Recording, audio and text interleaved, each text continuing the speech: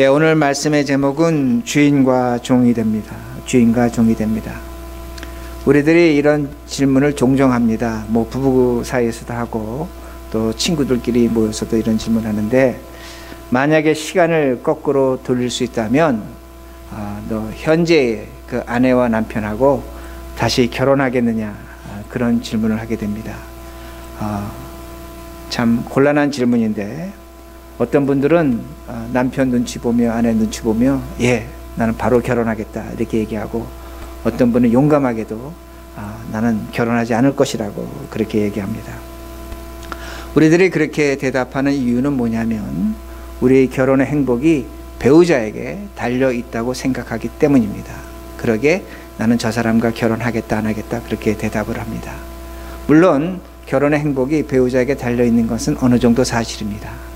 그러나 오늘 우리 말씀을 통해서 또 우리가 종과 주인을 잘 이해한다면, 결혼은 부부가, 배우자가 함께 만들어가는 것임을 우리가 알 수 있습니다.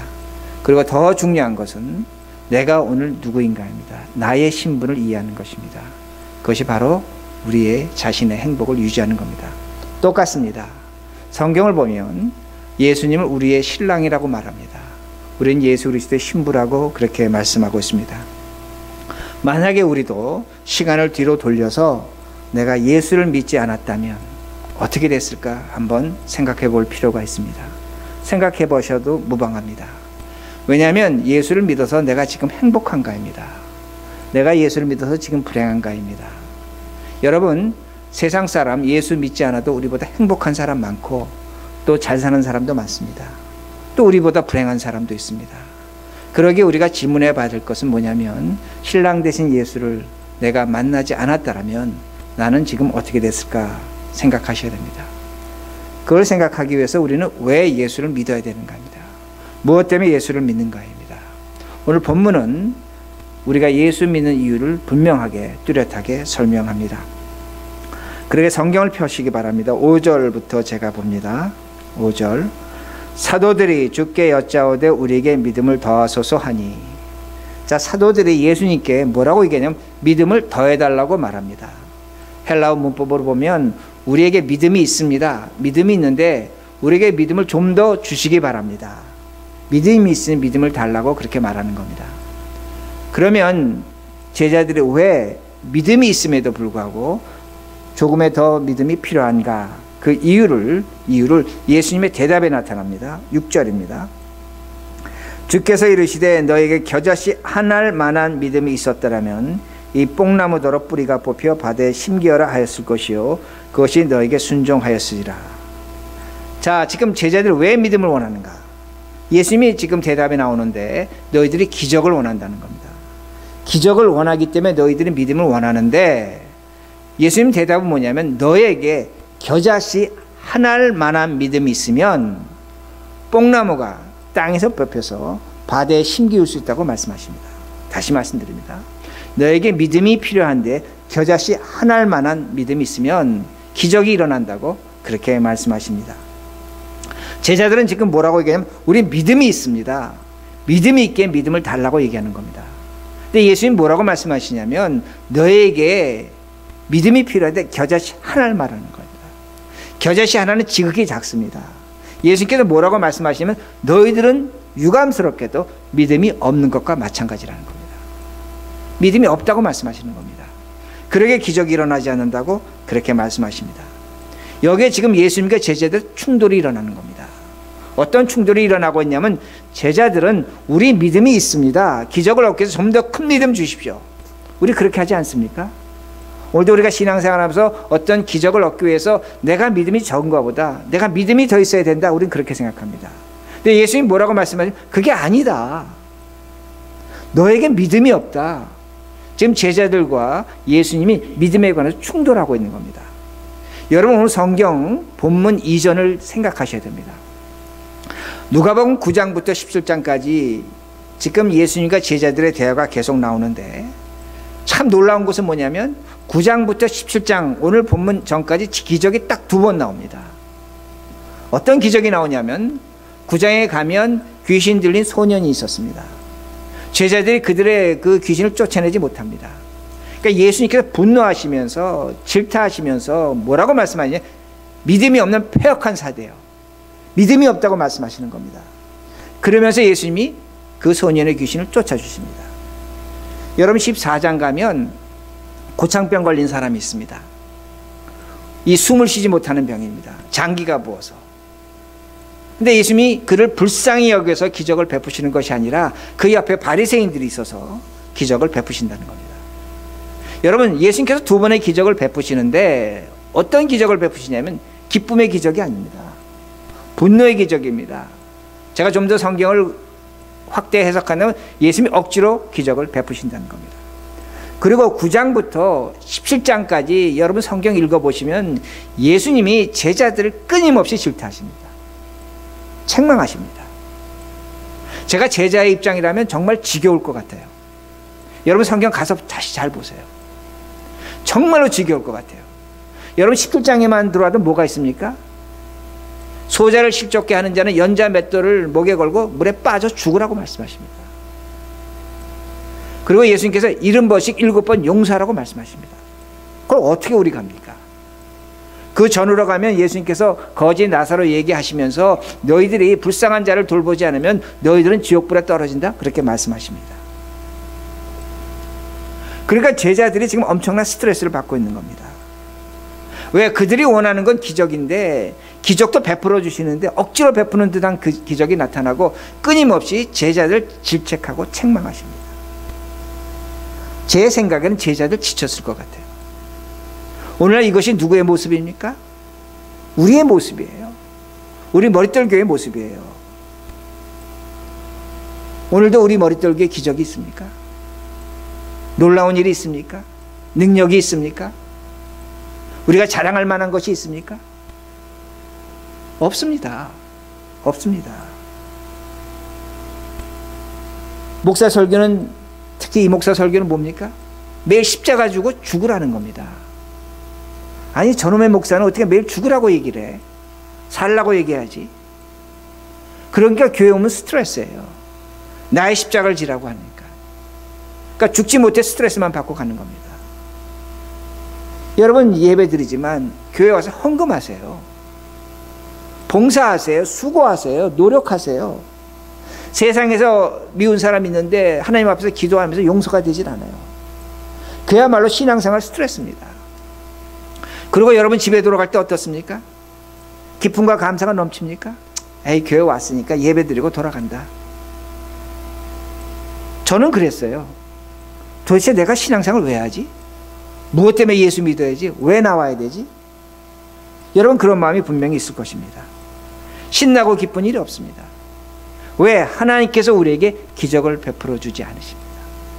우리가 원하고 바라는 것 그렇게 간절히 매달리고 기도했건만 하나님은 응답하지 않는다는 겁니다. 근데 기가 막힌 게 더 뭔 줄 아십니까?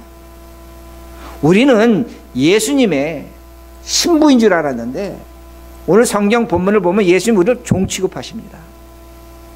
종이라고 말씀하십니다. 신부가 아니에요. 신랑이 우리를 종 취급합니다. 7절 보세요. 너희 중 누구에게 밭을 갈거나 양을 치거나 하는 종이 있어 밭에서 돌아오면 그대로 곧 와 앉아서 먹으라 말할 자가 있느냐. 예수님이 우리에게 뭐라고 말씀하냐면 너희들은 종인데 밭에 나가서 하루 종일 일하고 가축을 돌보고 죽도록 일하고 왔으면 밥 먹지 말라는 겁니다. 기다리라는 겁니다. 너희 일은 끝나지 않았다고 그렇게 말씀합니다. 식사하지 못한다는 겁니다. 여러분 짐승도 밖에 나가서 풀 뜯어 먹고 일하고 소가 일하고 집에 오면 우리 와서 쉽니다. 근데 예수님이 뭐라고 말씀하냐면 너희들은 안 된다는 겁니다. 그렇게 할 수 없다는 겁니다. 여기서 예수님께서 사용하신 종이라는 단어 둘로스라는 단어를 썼는데 이 둘로스는 가축을 의미합니다. 말하는 짐승입니다. 사람이지만 말하는 짐승입니다. 예수님이 우리를 뭘로 취급하시냐? 말하는 짐승 취급하시는 거예요. 양 취급하는 겁니다. 좀 제가 표현을 좀 격하게 하면 개나 돼지 취급하는 겁니다. 그러니까 너 일하고 왔니? 너 쉬지 못해. 너 더 일해야 돼.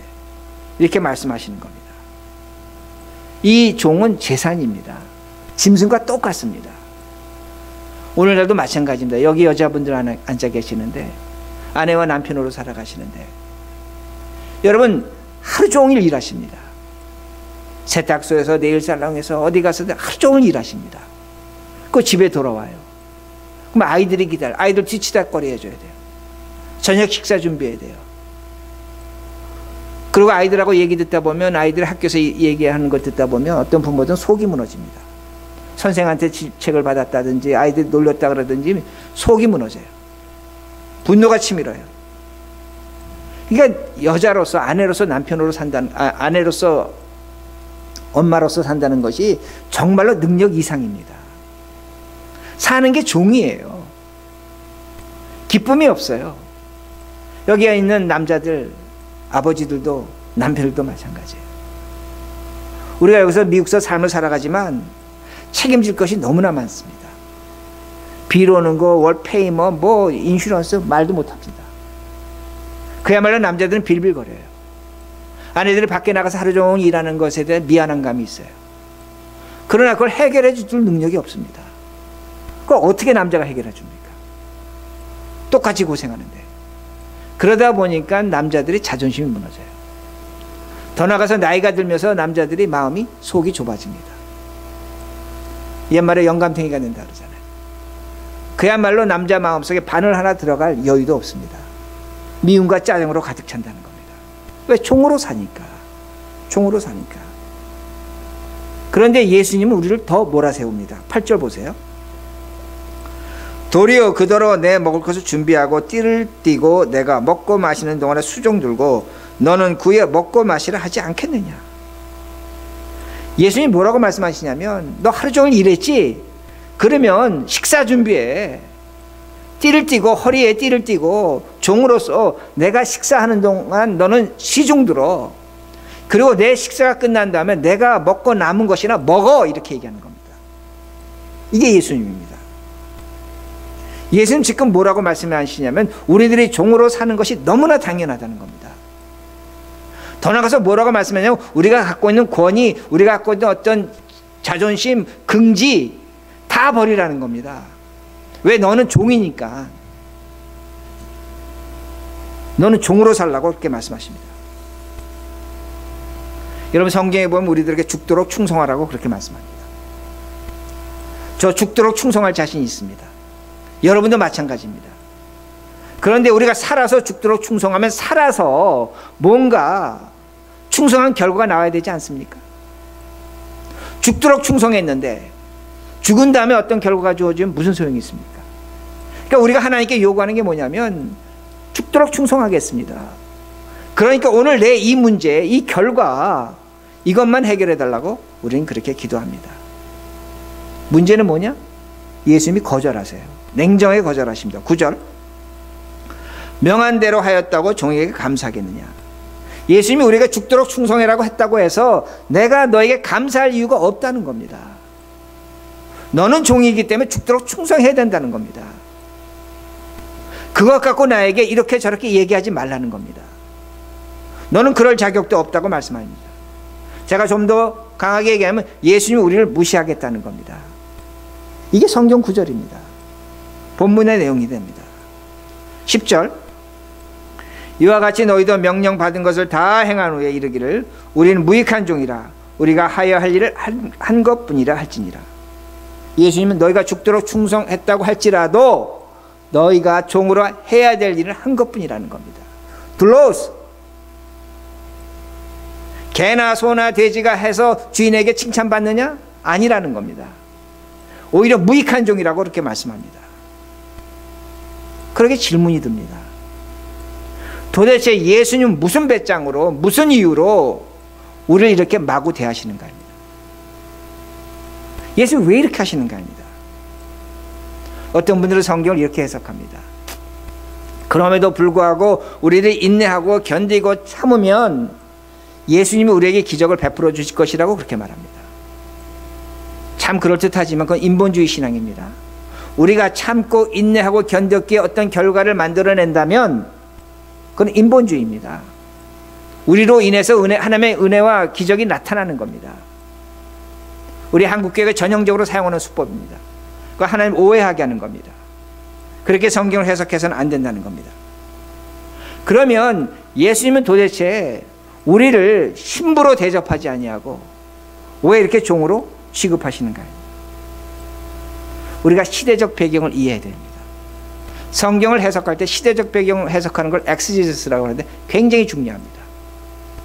우리들이 종과 주인을 어떤 식으로 이해하냐면, 특히 우리 미국 교육의 영향을 많이 받았기 때문에 18세기, 19세기의 흑인 노예와 백인 주인의 관계로 그렇게 해석을 하려고 합니다. 비슷한 점도 있지만 그렇게 해석하면 안 된다는 겁니다. 예수님 당시에 이스라엘은 로마의 식민지였습니다. 많은 주인들이 노예를 노예로만 다루었습니다. 노예를 노예로만 다루었습니다. 그런데 어떤 주인들은 노예와 특별한 관계를 맺습니다. 특별한 관계를 맺는데 노예 주인을 파트로네스라고 합니다. 영어로 페이트론입니다. 보호자입니다. 인도자입니다. 방어자입니다. 이 파트로네스, PATER 나오고 father가 나옵니다. 아버지가 나오는 겁니다. 이런 관계를 맺는 노예 주인이 있었습니다. 그리고 노예를 클라이언트라고 했습니다. 클라이언트가 오늘날의 손님입니다. 근데 손님이란 단어 자체가 원래 노예라는 의미를 갖고 있습니다. 이런 관계를 맺는 노예가 있었다는 겁니다. 주인들이 있었다는 겁니다. 그리고 그 노예와 주인 사이의 관계를 피투스라고 그러는데 믿음의 관계를 설정했습니다. 서로 배신하지 않는 겁니다. 그러니까 많은 노예 주인들은 이런 관계를 맺지 않았는데 특정한 노예 주인들은, 어떤 노예 주인들이 이런 관계를 맺었다는 겁니다. 그런데 이 관계가 뭡니까? 예수 그리스도로 말미암아 우리가 하나님과 맺은 관계입니다. 죽음의 종 되었던 우리들이 그리스도로 말미암아 하나님이 우리 아버지가 되시고 우리가 하나님의 사람이 된 것, 이 관계를 맺은 겁니다. 이 관계가 바로 종과 주인의 관계입니다. 근데 이 관계는 참 이상합니다. 우리가 이해할 수 없는 관계가 있다는 겁니다. 주인이 다른 사람에게 빚을 졌습니다. 빚을 지면 그 빚을 누가 갚아야 되는 줄 아십니까? 하인들이 갚아야 됩니다. 그러면 어떤 분은 이렇게 질문하죠. 아니, 종이 무슨 돈을 법니까? 아닙니다. 당시의 노예들은, 하인들은 가정교사, 그 다음에 기술자, 회계사, 은행가, 이런 사람들이 있었습니다. 이런 사람들이 종이었어요. 이런 사람들이 밖에 나가서 돈을 벌어와서 주인들에게 돈을 갖다 바쳤습니다. 그리고 이 사람들이 여유를 가질 수가 있었어요. 근데 주인이 큰 빚을 지면 누가 빚 갚는다고 말씀드렸어요? 하인들이 빚을 갚습니다. 하인들이 빚을 갚았습니다. 그리고 주인이 전쟁에 참여합니다. 전쟁에 참여하면 이 하인들이 전쟁에 같이 참여를 했습니다. 근데 로마법에는 노예는 전쟁에 참여하지 못합니다. 그럼에도 불구하고 이 하인들이 전쟁에 가서 뭘 했냐면 주인의 목숨을 보호하는 겁니다. 싸우기보다는 주인이 죽지 않도록 보존하고 보호하는 임무를 바로 이 노예들이 했다는 말씀이 됩니다. 그러면 왜 노예들이 주인의 빚을 갚아야 되는가 합니다. 왜 노예들이 주인의 목숨을 보존하려고 전쟁에 참여하고 자신의 목숨까지 버려가는가 합니다. 이유는 딱 하나입니다. 주인이 빚으로 말미암아 노예들을 다른 사람에게 팔아버릴 수가 있기 때문입니다. 주인이 전쟁에서 죽으면 자신들이 다른 주인을 만나서 팔려가게 된다는 겁니다. 그러니까 지금 이 노예들의 가장 큰 관심이 뭐냐면 우리 주인 밑에서 내가 목숨을 보존해야 된다는 그런 것입니다. 새로운 주인 만나는 것을 굉장히 두려워했습니다. 그러니까 노예들은, 당시 노예들, 이 관계를 맺은 노예들은 죽지 않고 살아있는 것에 감사했습니다. 여러분 로마사를 보면 기가 막힌 일이 많습니다. 물고기가 있는데, 사람 뜯어먹는 물고기가 있는데 노예를 던져버립니다. 하나도 눈 하나 깜짝 안 했어요. 왜? 사람이 짐승과 물고기에 밥 주는 거하고 똑같았어요. 그러니까 당시의 노예들은 뭐에 감사하냐면 내가 오늘도 생명을 보존하고 살아갈 수 있다는 것에 감사했습니다. 그러게 하루 종일 밭에 나가서 일을 하고 짐승을 돌보고 죽도록 충성하고 뭘 하든 간에, 주인이 밥을 먹고 그 음식 찌꺼기를 먹었던 간에 노예들은 내가 오늘도 하루 내 목숨을 유지한다는 것에 감사했다는 겁니다. 여러분, 만약에 주인이 바뀌면 어떤 일이 일어나는 줄 아십니까? 노예들도 가족이 있었어요. 아내와 남편이 헤어졌어요. 부모와 자식이 헤어졌어요. 악한 노예 주인을 만나면 언제 어떻게 죽을지 모릅니다. 여러분, 개나 돼지 키우면서 관심 갖습니까? 똑같은 거예요. 언제 어떻게 죽을지 몰랐어요. 나의 노예가 늙으면 짐승 폐기 처분하는 것과 똑같이 처분했다는 겁니다. 그런데 이 관계를 맺은 노예들은 파트로네스, 파더가 있는 겁니다. 아버지가 있는 겁니다. 그 아버지를 믿은 겁니다. 그러기에 그들은 자신의 목숨이 죽지 않을 것을 걱정하지 않았습니다. 그리고 이 노예들은 주인을 정기적으로 만났어요. 그러면 주인이 얘기를 듣습니다. 그런데 놀라운 건 뭐냐면 그 얘기를 듣고 법적으로 그 얘기를 듣기는 듣지만 책임져 줄 거 하나도 없었어요. 너 얘기해라. 오늘 나 피곤하다.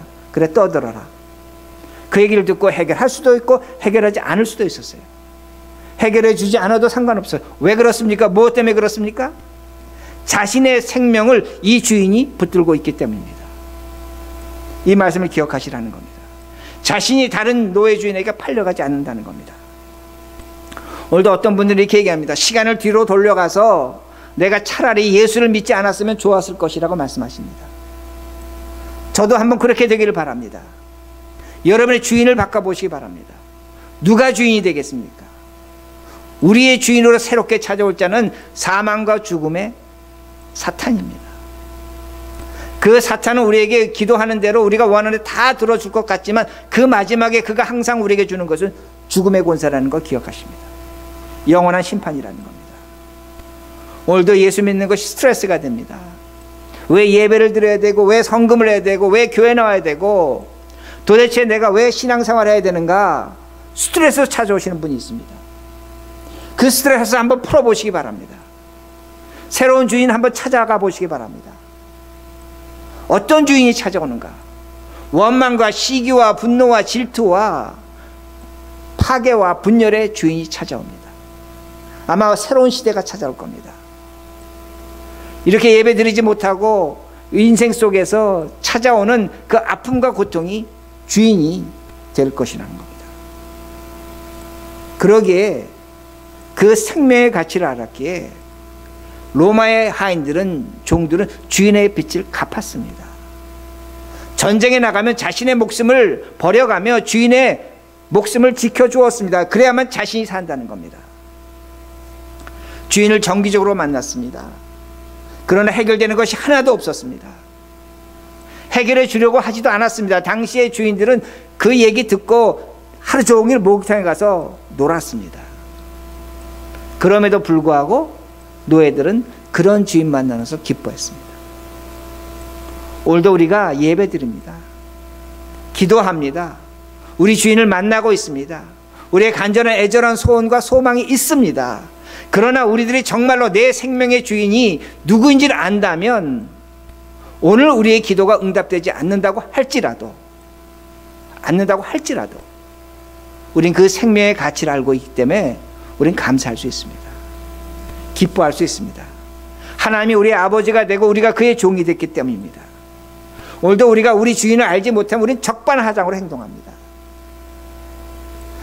참 아쉬운데 하나님 우리의 빚을 갚아주시옵소서.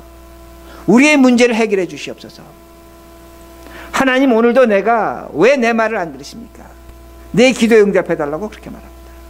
오늘도 우리의 원수와 예수님께 싸워달라고 말합니다. 저는 충분히 이해하고 그렇게 기도하셔도 되고 그렇게 해도 됩니다. 그러나 우리가 우리의 주인이 누구인지를 안다면, 우리의 신분 종된 것을 안다면 이런 것으로 우리의 믿음이 하나님이 살아계신다고 증거받으려고 하지는 않는다는 겁니다. 그러게 제가 부부관계를 말씀드린 겁니다. 부부관계, 세상에 좋은 배우자, 나쁜 배우자 없습니다. 그저 행복하게 사시려면 딱 하나입니다. 내가 그의 종이 되면 그 가정은 행복해지는 겁니다. 그러면 행복한 겁니다. 마찬가지라는 겁니다. 오늘도 우리가 신앙생활하면서 우리의 주인이 누구인지를 아는 게 겨자씨만한 믿음입니다. 다시 말씀드립니다. 오늘도 우리가 신앙생활하면서 우리의 주인이 누구고 내 신분을 아는 것이 겨자씨만한 믿음이 됩니다. 그래야만 기적이 일어납니다. 여러분, 성경이 놀라운 건지 뭔지 아십니까? 제가 9장부터 17장까지 기적이 2번 있다고 말씀드렸습니다. 근데 예수님께서 이렇게 아주 무섭게 우리를 종으로 질책하시면서 11장 11절에 가면, 바로 이 다음 절에 가면 예수님이 10명의 문둥병 환자를 고치십니다. 기적이 나타나는 겁니다. 그래서 여러분, 신앙생활 거꾸로 하시면 안 돼요. 우리의 신앙생활 올바른 건 뭐냐면, 여러분, 정말로 하나님이 기적의 하나님입니다. 기적을 베풀어 주십니다. 그 기적을 오늘도 우리에게 주시려고 준비하고 계신 하나님이에요. 근데 문제는 뭐냐면, 우리가 우리의 신분을 제대로 이해하지 못하는 거예요. 적반하장으로 신앙생활하는 거예요. 우린 종이에요. 죽도록 충성할 수밖에 없고 그에 대한 보상과 대가가 없다고 믿고 사셔야 돼요. 하나님은 오늘도 우리에게 요구하시는 것에 대해서 우리가 충성해야 돼요. 그거 갖고 자랑할 것 없어요. 그러나 그것을 믿고 살아갈 때 그것이 겨자씨만한 믿음이 되고, 그리고 하나님은 기적을 베푸십니다. 이게 하나님입니다. 오늘 우리의 신분을 정확히 이해하셔야 됩니다.